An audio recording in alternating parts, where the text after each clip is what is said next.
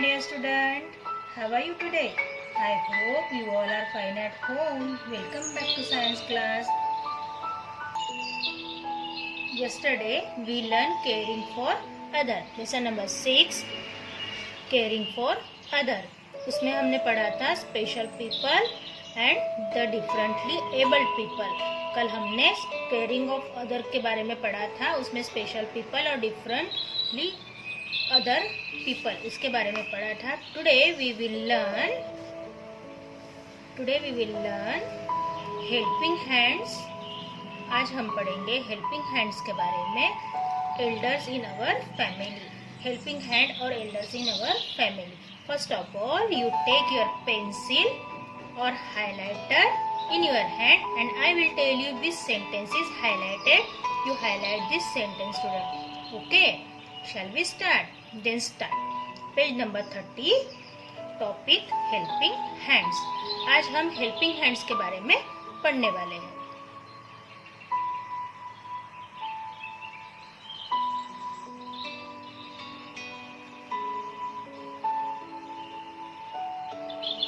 Okay, helping hands मतलब मदद के लिए किसी का हाथ देना या किसी की मदद करना या किसी को हेल्प करना.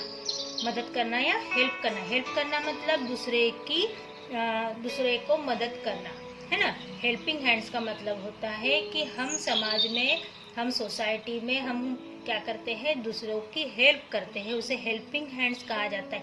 फॉर एग्जाम्पल एनजीओज होते हैं जो गरीब अनाथ बच्चों की या गरीब लोगों की सहायता करते हैं. उनको जो ज़रूरत की चीज़ें होती है वो प्रोवाइड करते हैं. उन्हें हेल्पिंग हैंड्स कहा जाता है. तो यहाँ पर हेल्पिंग हैंड्स का क्या मतलब है वो हम आज पढ़ने वाले हैं.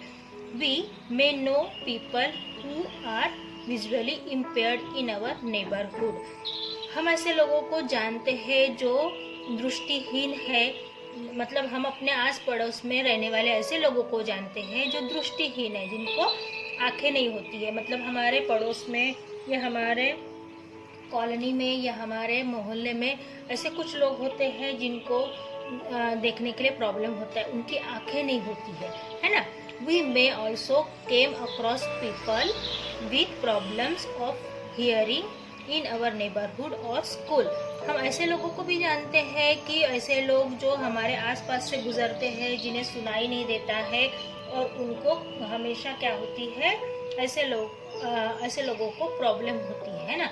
ऐसी जैसे कि सुनने में तकलीफ है, देखने में तकलीफ है, या दिखाई नहीं देता या सुनाई नहीं देता, ऐसे लोग हमारे आस पड़ोस में रहते हैं, उन्हें हम जानते हैं.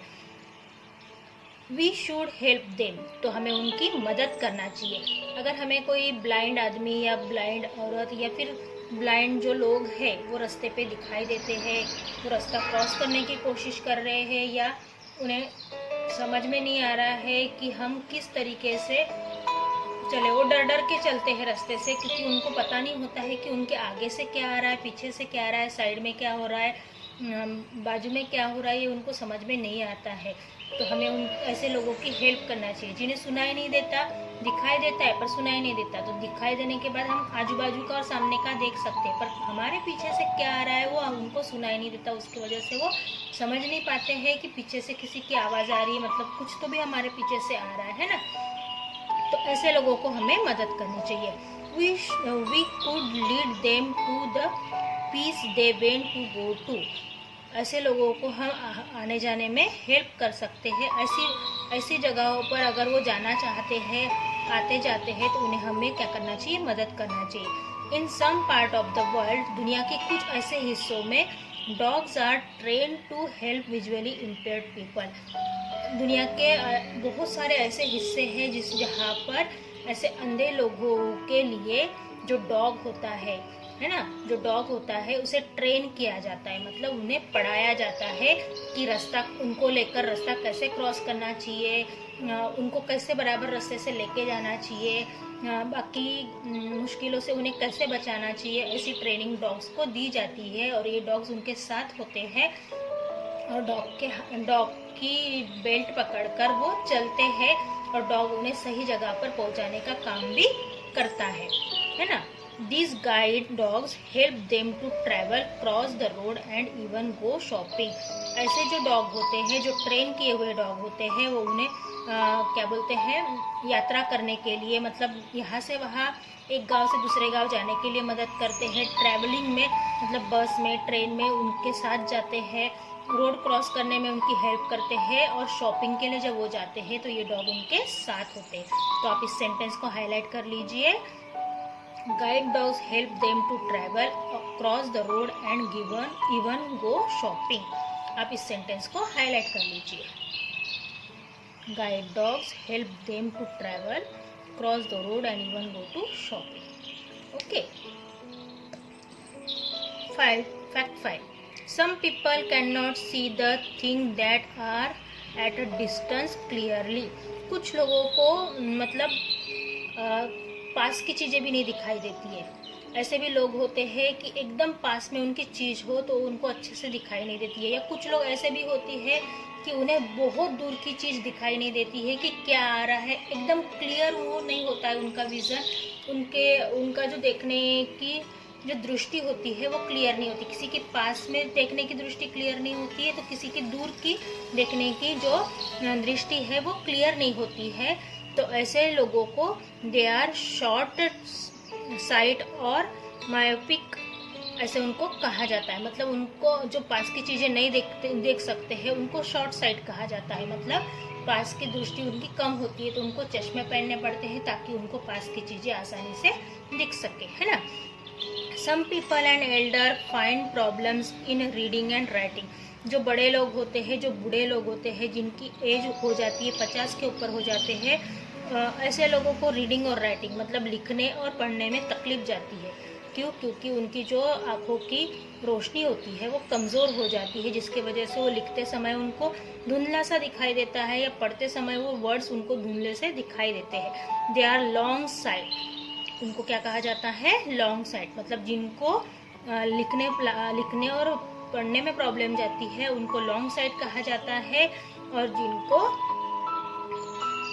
जिनको दूर की चीज़ें दिखाई नहीं देती उनको शॉर्ट साइट कहा जाता है। मतलब दूर है तो शॉर्ट साइट और पास है तो लॉन्ग साइट। ओके, तो इसको भी आप हाईलाइट कर लीजिए। और डिस्टेंस तो शॉर्ट साइट, दूर है तो शॉर्ट साइट और पास है तो long side. Okay, both short side and long side people where glasses. मतलब पास और दूर का जो जिनको दिखाई नहीं देता वो दोनों क्या पहनते हैं? ग्लासेस, मतलब चश्मा पहनते हैं। Okay. Elder in our family, हमारे परिवार के बड़े लोग। Mouli and Gagan live in a joint family. Mouli और गगन की फैमिली कैसी है? जॉइंट फैमिली है, उनका संयुक्त परिवार है। With their grand parents and uncle, उनके साथ में उनके दादा दादी, पापा मम्मी और अंकल साथ में रहते हैं। Grand mother can not here very well, तो मौली की जो दादी माँ है उन्हें अच्छे से सुनाई नहीं देता है। She use a device called a hearing aid, वो ऐसे डिवाइस का, ऐसे यंत्र का उपयोग करती है जिसे हियरिंग एड मतलब श्रवण यंत्र, सुनाई देने वाली मशीन, हियरिंग मशीन कहा जाता है। ठीक है, तो आप इसे हाईलाइट कर लीजिए। Hearing device, hearing aids. Okay, this device is fitted in the year, इस डिवाइस को कान के अंदर फिट किया जाता है। जैसे आप हेडफोन लगाते हो ना कान के अंदर, बस उसी तरीके का कान के छोटे कान के शेप का एक डिवाइस होता है, एक बटन टाइप होता है जो कान में लगा दो उन्हें सुनाई देता है। आपने वायरलेस हेडफोन देखे होंगे, है ना, तो उसी टाइप का कुछ होता है जो हियरिंग एड्स के नाम से जाना जाता है, जिससे हम सुन सकते हैं। उसको श्रवण यंत्र भी हिंदी में कहा जाता है। Sometime grandmother has a knee pain, कभी कभी जो मौली की ग्रैंड मदर है उनको घुटनों में भी दर्द होता है ना, उनके घुटने कमज़ोर हो गए हैं तो उनको कभी कभी घुटनों में भी दर्द होता है। Mouli holds her grandmother's hand to help her walk, Mouli क्या करती है? अपनी दादी माँ का हाथ पकड़ती है जब वो चलती है। मतलब जब दादी माँ चलती है तो मौली उनका हाथ पकड़कर चलती है। ठीक है। Grand mother has poor eyesight, grand mother has poor eyesight, जो ग्रैंड मदर है उनकी आंखें भी कमज़ोर है। मतलब मौली की दादी माँ को अच्छे से सुनाई नहीं देता है, इसलिए वो श्रवण यंत्र का इस्तेमाल करती, हियरिंग एड्स यूज करती है। उनकी दादी माँ को कभी कभी घुटनों में भी दर्द होता है और दादी माँ को चलने में मौली हेल्प करती है उनका हाथ पकड़ के। दादी माँ की आंखें जो है वो कमज़ोर हो गई है। ग्रैंडफादर की जो आंखें हैं वो कमज़ोर हो गई है, दादाजी की आंखें कमज़ोर हो गई है। He can not read the newspaper, उनके दादाजी पढ़ नहीं सकते हैं। Gagan read out the newspaper aloud to his grandfather, Gagan क्या करता है, जोर से न्यूज़पेपर पढ़ता है और दादाजी को सुनाता है। मतलब देखो, दोनों बच्चे मौली और गगन जॉइंट फैमिली में रहते हैं, जिसमें उनके दादा दादी, चाचा चाची, मम्मी पापा और वो। तो उनकी जो दादी माँ है उनको सुनाई नहीं देता है, इसलिए वो हियरिंग एड्स का इस्तेमाल करती है, जो कान में लगाया जाता है। दादी माँ के पैरों में मतलब घुटनों में दर्द होता है तो मौली उनका हाथ, जब वो चलती है तो मौली उनको हाथ पकड़कर चलाती है, उनकी हेल्प करती है। जो ग्रैंडफादर है, दादाजी है, उनकी आंखों की रोशनी कमज़ोर हो गई है, इसलिए वो न्यूज़पेपर नहीं पढ़ पाते हैं, तो दादाजी को गगन हेल्प करता है, न्यूज़ जोर से पढ़कर दिखाता है। ठीक है, तो अभी page number 31। Okay student, as we grow older, जब हम बूढ़े हो जाते हैं या बड़े हो जाते हैं, आवर बॉडी गेट्स वीकर, तो हमारा शरीर कमज़ोर होने लगता है। जब हम बूढ़े होने लगते हैं तो हमारा शरीर कमज़ोर होने लगता है। We suffer from poor health, हम अपनी कमज़ोर हेल्थ के लिए सफ़र करते हैं। मतलब हम ऐसे दौर से गुजरते हैं जब हमारी तबीयत जो होती है वो बहुत नाजुक हो जाती है। We can not work fast, हम तेज़ी से काम नहीं कर पाते हैं। वी डू थिंग्स स्लोली, हम सारी चीज़ें धीरे धीरे करते हैं। वी नीड सम हेल्प, हमें किसी के मदद की ज़रूरत पड़ती है। So we should be patient and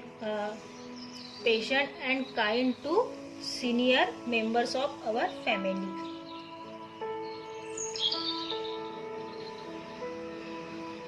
इसीलिए हम क्या करते हैं, जो पेशेंट्स हैं या हमारे फैमिली के जो बड़े लोग हैं, बूढ़े लोग हैं, उनकी हेल्प करते हैं, क्योंकि उनको मदद की ज़रूरत होती है।